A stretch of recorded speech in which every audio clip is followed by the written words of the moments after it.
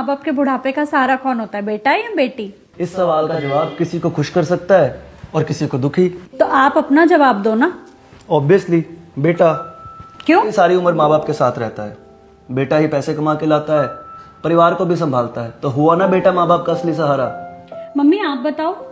मेरे हिसाब से तो तेरा भाई ठीक कह रहा है, बेटा ही बुढ़ापे में माँ बाप की लाठी होता है। बेटियां तो शादी के बाद पराई हो जाती हैं, और बेटा ही तो होता है जो बुढ़ापे में माँ बाप का ध्यान रखता है। अभी अब आपकी बारी, आप बताओ आप क्या सोचती है इस बारे में? मुझे तो लगता है कि बेटी होती है। और आपको ऐसा क्यों लगता है? क्योंकि बेटियां समझदार होती हैं, माँ और बाप दोनों की फीलिंग समझती है, और लाडली होने की वजह से वो माँ बाप का सहारा भी बन जाती है। तो मेरे हिसाब से तो लड़की।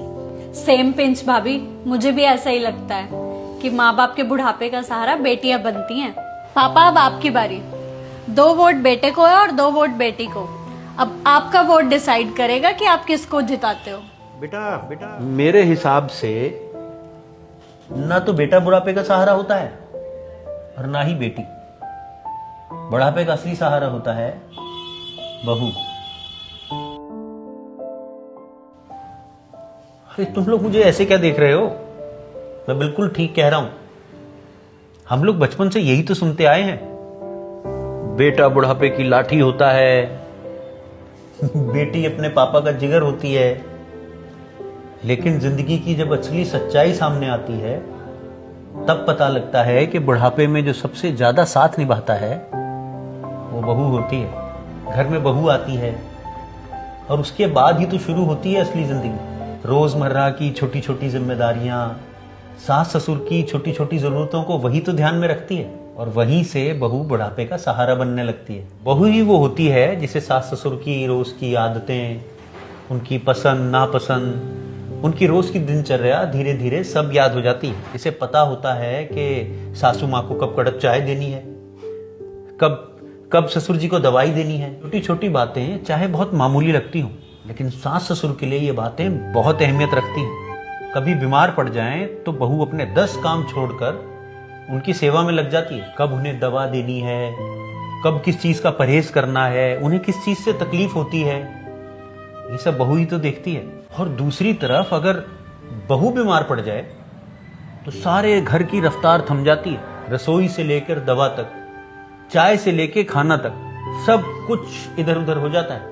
बेटा अगर कुछ दिन के लिए घर से बाहर चला जाए तो घर में कुछ खास फर्क नहीं पड़ता। अगर 2 दिन के लिए बहू बीमार पड़ जाए तो सारा घर तितर बितर हो जाता है, क्योंकि घर की असली धुरी बहू ही होती है।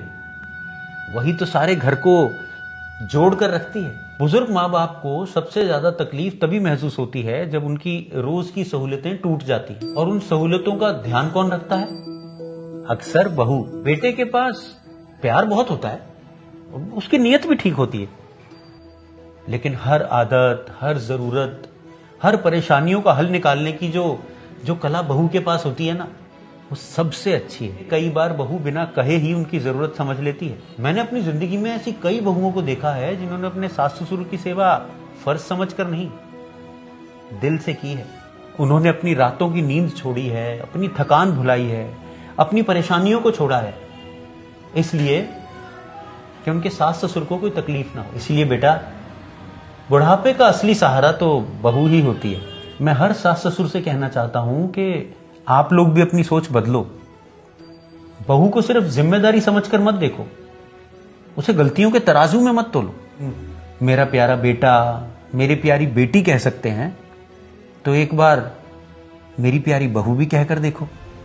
सिर्फ एक लफ्ज से उसके दिल में तुम्हारे लिए कितना प्यार भर जाएगा।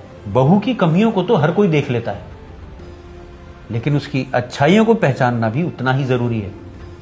उसे घर की नौकरानी नहीं, घर का मेंबर समझो। इज्जत दोगे, सम्मान दोगे तो वो आपके घर को संभालेगी नहीं, बल्कि उस घर को स्वर्ग बना देगी।